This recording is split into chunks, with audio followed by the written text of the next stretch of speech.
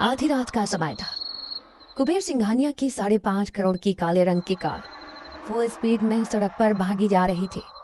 Car में English song धीमी आवाज में बज रहा था। उसने अपनी कार का शीशा थोड़ा खोल रखा था। उसके हाथ में महंगा सिगार था जिसे वो रह रह कर फूंक रहा था। उसकी कार में ही दूसरी ओर शराब की एक खाली बोतल भी पड़ी थी। शराब का नशा उसकी आंखों से बयां हो रहा था। तभी उसके फोन की घंटी बजी। उसने स्टीयरिंग में लगे बटन को दबाया और कॉल रिसीव किया। क्या क्या बकवास कर रहे हो? ऐसा नहीं हो सकता। मैं अभी वहां पहुंच रहा हूँ। देखो डॉक्टर, मेरे बेटे को कुछ नहीं होना चाहिए, नहीं तो मैं तुम्हारे अस्पताल को आग लगा दूंगा। ये कहकर उसने एक्सीलेटर पर जोर से अपने पांव को दबाया, लेकिन तभी उसके सामने एक बूढ़ा सा आदमी आ गया। कुबेर ने ब्रेक लगाने की बहुत कोशिश की, लेकिन उसकी कार ने उस बूढ़े आदमी को जोरदार टक्कर मार दी। उसका खुद का बैलेंस भी बिगड़ गया और उसकी कार सामने के पेड़ से जा टकराई। पेड़ के टकराने से उसकी कार का दरवाजा खुल गया और वो बाहर गिर पड़ा। उसका सिर सड़क पर जा लगा। सिर में चोट लगते ही खून की तेज धार फूट पड़ी। कुबेर सिंघानिया का सिर चकराने लगा। तभी उसने देखा कि उसकी कार से जिस बूढ़े की टक्कर हुई है वो सड़क पर बैठा हुआ है और उसे देखकर लगातार हंस रहा है। हाँ, तू नहीं बचेगा, तेरे कर्म तुझे नहीं छोड़ेंगे। कुबेर उस बूढ़े आदमी की बात को गौर से सुन रहा था। उसका सिर लगातार घूम रहा था। कुछ देर बाद उसका पूरा शरीर शांत पड़ गया।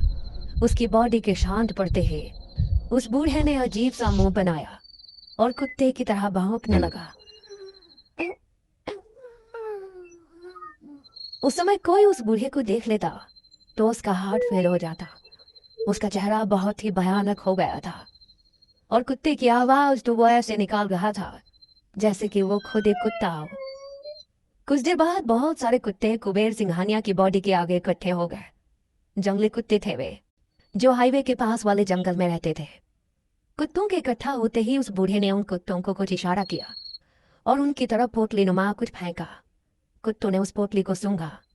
उसके बाद पहले तो वो सभी कुबेर सिंघानिया की बॉडी को देखकर लगातार भौंकते रहे और फिर उन्होंने उसके मृत शरीर पर हमला किया। वे उसकी बॉडी के अंगों को खा रहे थे और अजीब तरह से गुर्रा रहे थे। दूर बैठा वो बूढ़ा रहस्यमय मुस्कान के साथ जोर शोर से हंस रहा था। लेकिन कुछ देर बाद ही सब बदल गया। अचानक कुबेर सिंघानिया के शरीर में हलचल हुई। असल में वो मरा नहीं था, वो गहरी बेहोशी में चला गया था और जैसे ही उसे होश आया उसे तेज दर्द का एहसास हुआ। एक तो एक्सीडेंट में वो बुरी तरह घायल हो गया था और दूसरा उन जंगली कुत्तों ने उसके शरीर को पूरी तरह लहूलुहान कर दिया था। आह आह आह कराते हुए जब वो होश में आया और अपने सामने इतने सारे कुत्तों को अपना शरीर खाते हुए देखा तो वो अपनी पूरी शक्ति लगाकर चीखा, आह बचाओ, बचाओ, बचाओ, कोई मुझे बचाओ। उसने कुत्तों को अपने से दूर हटाने की कोशिश की, लेकिन वो कुत्ते इतने ताकतवर थे कि कुबेर सिंघानिया उनके आगे बिल्कुल ही लाचार था। लेकिन फिर भी उसने एक आखिरी कोशिश की और किसी तरह उठा और सड़क पर बदहवास सा भागने लगा। उसे भागता देख सारे के सारे कुत्ते भी उसके पीछे भागे। कुबेर सिंघानिया भागा जा रहा था, भागा जा रहा था। लेकिन तभी तक सामने से एक ट्रक आया। वो कुछ समझ पाता उसके पहले ही उस ट्रक ने उसे जोरदार टक्कर मार दी। कुबेर सिंघानिया का शरीर कई फीट ऊपर उछला। वह एक बार फिर से जोर से चिल्लाया, आ! दूर खड़ा वो बूढ़ा एक बार फिर से जोर जोर से हंस रहा था। कुबेर सिंघानिया उस बूढ़े की ओर देख रहा था और बचाओ बचाओ चिल्ला रहा था। बचाओ, मुझे बचाओ। वो बूढ़ा वही है जो मुझे मारना चाहता है। ये सब उसी का किया धरा है। बचाओ, बचाओ, मुझे ले चलो यहाँ से। मेरे बेटे का एक्सीडेंट हो गया।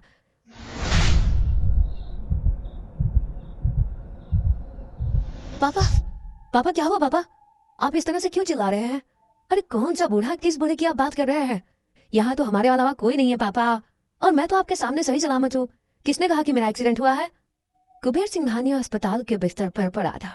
उसके पास ही उसका बेटा रॉबिन सिंघानिया और उसकी पत्नी निधि बैठी थी। पापा, पापा आपको क्या हुआ है? कुबेर, क्या हो गया तुम्हें? क्या हो गया है? कुबेर सिंघानिया रॉबिन और निधि की बातों को सुनकर पहले तो उन्हें घूर घूर कर देखता है और फिर खुद को देखता है। उसे ना तो कहीं चोट लगी थी और ना ही कुत्तों ने उसे कोई नुकसान पहुंचाया था।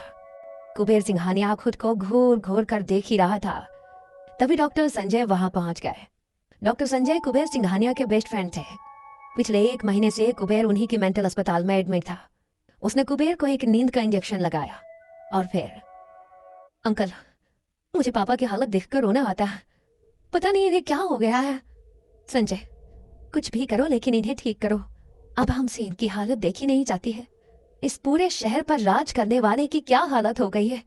ये सब क्या हो गया है संजय? हम पूरी कोशिश करेंगे भाभी, लेकिन समझ नहीं आ रहा आखिर कुबेर की ऐसी हालत कैसे हो गई। ना तो इसे कोई चोट लगी है, ना ही कुछ ऐसा शॉकिंग इसकी लाइफ में हुआ है जो इसकी ऐसी हालत हो गई है।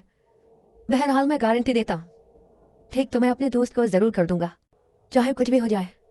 ये कहकर संजय ने अपने अस्पताल के नर्सों को शॉक थेरेपी की तैयारी करने को कहा। Sisters, get ready for the shock therapy.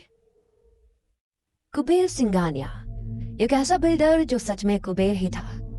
उसके पास इतना पैसा था कि उसे खुद ही नहीं पता था कि उसके पास कितना पैसा है। सालारगंज शहर का वो ऐसा बिल्डर था जिसने जो जमीन पसंद कर ली वो उसकी हो गई। शहर की 90% बिल्डिंगें कुबेर सिंघानिया ने ही बनाई थी। अरबपति था वो। राजनीतिक सरूख ऐसा कि राज्य के मुख्यमंत्री तक के साथ उठना बैठना था उसका। अब जब पैसा हो, पावर हो, तो इंसान जमीन पर नहीं चलता, उसे पर लग जाते हैं।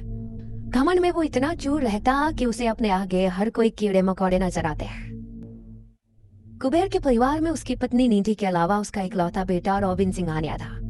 अपने पिता की तरह ही उसे हर बड़ी बिल्डिंग पर कुबेर प्रॉपर्टीज लिखवाना था और घमंड में तो वो अपने बाप का भी बाप था। लेकिन उसका घमंड भी इन दिनों अस्पताल के अपने बीमार पिता को देखकर मिट्टी में मिल गया था। उसके करोड़ों रुपए भी उसके पिता को ठीक नहीं कर पा रहे थे। कुबेर सिंघानिया पिछले 1 महीने से मेंटल अस्पताल में था। दवाएं, शॉक थेरेपी और चिंता की लाखों लकीरों ने उसके चेहरे की सारी चमक छीन ली थी। किसी को कुछ भी समझ में नहीं आ रहा था कि आखिर कुबेर की ऐसी हालत कैसे हो गई। उसी शाम की बात है। कुबेर चुपचाप अस्पताल के बेड पर लेटे हुए अस्पताल की खिड़की से बाहर की ओर देख रहा था। तभी अचानक उसने देखा कि खिड़की पर वही बूढ़ा दिखाई दिया जिसे उसने अपने सपने में देखा था। उसे देखकर वो चिल्लाना चाहता था, लेकिन उस बूढ़े ने उसकी आंखों में देखकर उसे ऐसे सम्मोहित कर लिया था कि वो लाख चाहकर भी चिल्ला नहीं पा रहा था। कुबेर, कुबेर, कुबेर, बहुत दया आ रही है मुझे तुझ पर। बहुत ताकतवर है ना तू, कुछ भी कर सकता है ना, कुछ भी। पैसा, पावर सब तेरे पांव दबाते हैं ना। जा, उन सारे पैसों, सारे ताकत को इकट्ठा कर और उन्हें बोल कि तुझे ठीक कर दे, तेरे पागलपन का इलाज कर दे। ये कहकर वो बूढ़ा एक बार फिर से खिलखिलाकर हंस पड़ा। कुबेर सिंघानिया उसे घूर घूर कर देख रहा था। अचानक उसने देखा कि वो बूढ़ा उसके बिस्तर के कुछ दूर पर रखे गमले के एक पौधे में समा गया। उसके समाते ही वो छोटा सा पौधा बड़ा होने लगा। उसकी शाखाएं बढ़ने लगी और फिर बढ़ते बढ़ते वो कुबेर सिंघानिया के गले तक आ पहुंची और उसके गले से लिपटने लगी। कुबेर सिंघानिया का गला दबने लगा। उसे सांस लेने में दिक्कत होने लगी। मुझे मुझे मुझे सांस लेने में दिक्कत हो रही है। पौधे की शाखाएं उसके गले से और भी ताकत के साथ लिपटती जा रही थी। कुबेर सिंघानिया का चेहरा पीला पड़ रहा था, वो तड़प रहा था। तभी उसने देखा कि उसके सामने फिर से वो बूढ़ा आकर खड़ा हो गया है और उसे देखकर लगातार हंसे जा रहा है। कौन हो तुम? मुझे क्यों मारना चाहते हो? मैंने क्या बिगाड़ा है तुम्हारा? कौन हो तुम? मैं हूँ राखानदार। मैं राखानदार हूँ। तुझे क्या लगा कि तू जीत गया? नहीं, मैं तुझे कभी जीतने नहीं दूंगा, कभी नहीं। तुमने भोले भोले लोगों के साथ बहुत गलत किया है, बहुत ही गलत। लेकिन जब तक रखानदार है, जंगल का रखवाला है, तब तक तेरे जैसे राक्षसों को मैं जीतने नहीं दूंगा। रखानदार मतलब रखवाला, जंगल का रखवाला। गांव के लोग कहते हैं रखानदार का मतलब सिर्फ चौकीदार नहीं, बल्कि वो जो सीमा भी तय करे और सजा भी। जंगल के बारे में एक बात मानी जाती है, हर बड़ा जंगल अकेला नहीं होता, उस पर किसी अदृश्य शक्ति का अधिकार होता है। कोई देव, कोई आत्मा, कोई ऐसी मौजूदगी जो हर कदम, हर कुल्हाड़ी, हर इरादे को देख रही होती है। अगर कोई पेड़ काटने गया, पहले वो उसे देखेगा। अगर वो सम्मान से गया तो रास्ता खुद बन जाएगा, और अगर बुरी नीयत से गया तो फिर रखानदार उसे कभी नहीं छोड़ेगा। रखानदार को हर इलाके में अलग अलग नाम दिया गया है। कहीं लोग उसे वन देवता कहते हैं, तो कहीं वन देवी का वन माता, कहीं वही जंगल बाबा बन जाता है, तो कहीं बूढ़ा देव। कुछ गांवों में उसे ग्राम रक्षक मानते हैं, और कुछ जगह धरती देवी। और जहाँ डर ज्यादा होता है, वहाँ लोग उसे सीधा भूत या आत्मा कह देते हैं। नाम अलग अलग है पर काम एक ही, जंगल की हिफाजत। इंसान बहुत ही लालची होता है, पैसों और ताकत की उसकी भूख कभी खत्म ही नहीं होती। इंसान भले ही खत्म हो जाए, लेकिन ये भूख चलती ही रहती है। कुबेर सिंघानिया की भूख भी बहुत बढ़ गई थी, और यही भूख उसे ले आई थी उस जंगल तक। वो जंगल जहां भोले भाले आदिवासी सदियों से रहा करते थे। जंगल की दुनिया ही उनके लिए सब कुछ थी, लेकिन कुबेर सिंघानिया उस जंगल पर अपना राज चाहता था। 100 एकड़ में फैला वो जंगल महंगे से महंगे और कई दुर्लभ वृक्षों से तो भरा हुआ था ही, साथ ही ऐसा कहा जाता था कि वहां की जमीन खनिज संसाधनों से भरी हुई है। पहले तो कुबेर सिंघानिया ने उन भोले भाले आदिवासियों को पैसों से खरीदना चाहा, लेकिन जब उसके कागज के टुकड़े उन आदिवासियों को खरीदने में असमर्थ रहे तो पैसा कभी नहीं हारता रॉबिन, कभी नहीं। पर पापा, उन आदिवासियों ने तो पैसे लेने से मना कर दिया, और उन पर हम अपनी पावर भी नहीं दिखा सकते, क्योंकि अगर हमने उन्हें कुछ किया तो सरकार घेरे में आ जाएगी। अरे, हम उन्हें डायरेक्टली कुछ नहीं करने वाले रॉबिन, लेकिन इनडायरेक्टली वो करने जा रहे हैं जो उन्होंने कभी नहीं सोचा होगा। कुबेर सिंघानिया का लालच इस कदर बढ़ गया था कि उसने किसी भी तरह उस जंगल पर कब्जा करने का सोच लिया था। उसने इसके लिए कई लोगों को तैयार किया। रातों रात उन आदिवासियों के पालतू जानवरों के खानों में न सिर्फ जहर मिलाया, बल्कि जंगल में छोटी मोटी आगजनी की घटनाएं भी उसने की, ताकि आदिवासी लोगों को लगे कि उनके देवता उनसे नाराज है। इन घटनाओं से आदिवासी लोग डर भी गए थे, लेकिन वो अभी भी जंगल नहीं छोड़ना चाहते थे। देखो सरदार, मैंने तो आप लोगों को पहले ही कहा था कि आपके देवता चाहते हैं कि आप लोग यहाँ से चले जाएं, कहीं और अपना ठिकाना बना लें। मैंने इसलिए आप लोगों को पैसे भी देने चाहे, लेकिन आप लोगों ने इनकार कर दिया। और अब देख रहे हैं ना क्या हो रहा है। हर दिन जंगल में कहीं ना कहीं आग लगने की घटनाएं हो रही हैं। आपके पालतू जानवर असमय मर रहे हैं। देखिए, अभी भी देर नहीं हुई है। आप लोग ये जंगल छोड़ दीजिए, कहीं और चले जाइए। ऐसा ना हो कि आपकी जिद के कारण इस जंगल पर और आप सब पर कोई और मुसीबत आ जाए। छोड़ दो ये सेठ, छोड़ दो ये जंगल। पर साहब, हम अपने देवता को कैसे छोड़ दें? सदियों से हमारे देवता यहाँ रहते आए हैं, हमारी रक्षा करते हैं।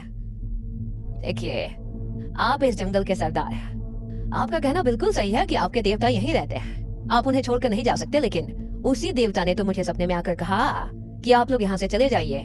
जब आप सभी लोग चले जाएंगे तो देवता खुद ब खुद वहाँ आ जाएंगे।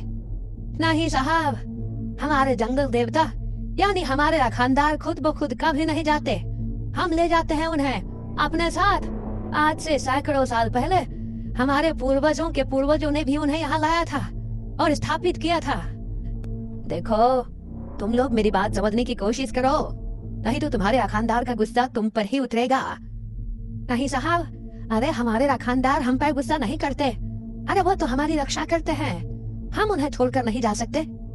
कुबेर सिंघानिया ने उन लोगों को समझाने की बहुत कोशिश की, लेकिन वे नहीं माने। कुबेर को इस बात पर बहुत गुस्सा आ गया। दिमाग का दही कर दिया है इन जंगलियों ने। इन्हें लगता है कि इनका रखवाला वो पेड़ के नीचे रहने वाला रखानदार है। आज मैं उनके उसी रखानदार को मिटा दूंगा। उस रात कुबेर सिंघानिया जिस पेड़ के नीचे राखांदार की मूर्ति थी उसे उठा लाया और पानी में डाल दिया। लेकिन उसे पता नहीं था कि जंगल देवता क्या होते हैं। उसे तो लगा कि ये राखांदार, ये जंगल देवता आदिवासियों की मनगढ़ंत बातें हैं। लेकिन जिस रात उसने ऐसा किया उसी रात से उसके साथ अजीब घटनाएं घटने लगी। और वो घटनाएं इतनी बढ़ गई कि कुबेर सिंघानिया पागल हो गया। 2 दिन बाद की बात है। रात का समय था। कुबेर सिंघानिया अस्पताल के बेड पर लेटा हुआ था। अचानक अस्पताल की सारी लाइटें एक साथ बुझ गई। मशीनों की लगातार आती बीप बीप की आवाज भी एक झटके में बंद हो गई।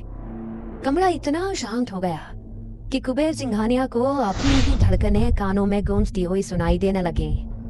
उसकी आंखें खुली थी, लेकिन शरीर पूरी तरह जकड़ा हुआ था।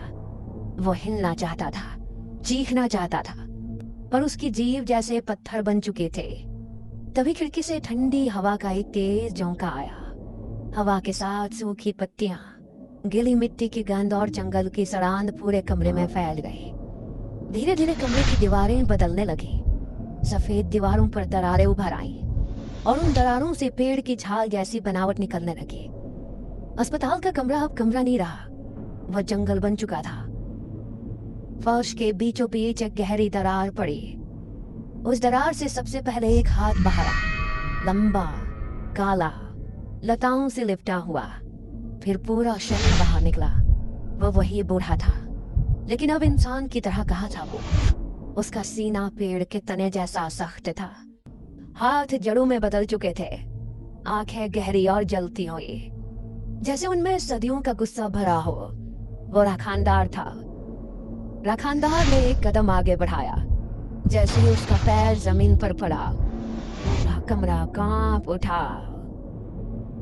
कुबेर सिंघानिया, तूने जंगल को सिर्फ काटा नहीं, तूने उसकी आत्मा को छेड़ा है। तूने मेरे आदिवासी बच्चों को बहुत सताया है। कुबेर की आंखों से आंसू बहने लगे। डर से उसका शरीर थरथरा रहा था। मैं सब लौटा दूंगा, उसने कांपती हुई आवाज में कहा। जमीन, पेड़, आदिवासी, सब। राखांदार की आवाज गूंज उठी, गहरी, भारी, जैसे पूरा जंगल बोल रहा हो। जंगल भी नहीं लेता। अचानक जमीन से सैकड़ों जड़ें निकल आईं। उन्होंने कुबेर के पैरों को कसकर पकड़ लिया। कुबेर ने दर्द से चिल्लाना चाहा, लेकिन जड़ें उसके मुंह के अंदर तक घुस गईं। उसकी चीख गले में ही दब गई। जड़ें धीरे धीरे उसकी टांगों, कमर, छाती और गर्दन को जकड़ती चली गईं। उसका शरीर जमीन के अंदर खींचा जाने लगा। आंखें बाहर की ओर फटी रह गई। नाखून टूट गए। खून मिट्टी में मिल गया और कुछ ही पलों में कुबेर सिंघानिया पूरी तरह धरती के भीतर समा चुका था। जहां वो था वहां जमीन अपने आप बंद हो गई। कुछ सेकंड बाद उसी जगह से एक छोटा सा पौधा उग आया। अगले सुबह डॉक्टरों को कुबेर का शरीर कहीं नहीं मिला। रिपोर्ट में लिखा गया कि मरीज रहस्यमयी तरीके से लापता। लेकिन जंगल जानता था, राखांदार मौत नहीं देता, वो इंसान को उस जमीन का हिस्सा बना देता है जिसे उसने लूटना चाहा था। कुबेर सिंघानिया के इस तरह गायब होने के 1 साल के बाद उसके परिवार ने उसे मरा हुआ मान लिया। लेकिन उसका बेटा उसके जंगल पर कब्जे को पूरा करना चाहता था, इसलिए उसने भी अपने पिता की तरह कोशिश की। लेकिन उसी रात उसका शरीर कई टुकड़ों में जंगल में मिला। लोग कहते हैं कि जंगली जानवरों का वो शिकार बन गया, लेकिन जंगलवासी जानते थे कि राखांदार जंगल की ओर गलत निगाह डालने वाले किसी को नहीं छोड़ता, किसी को नहीं।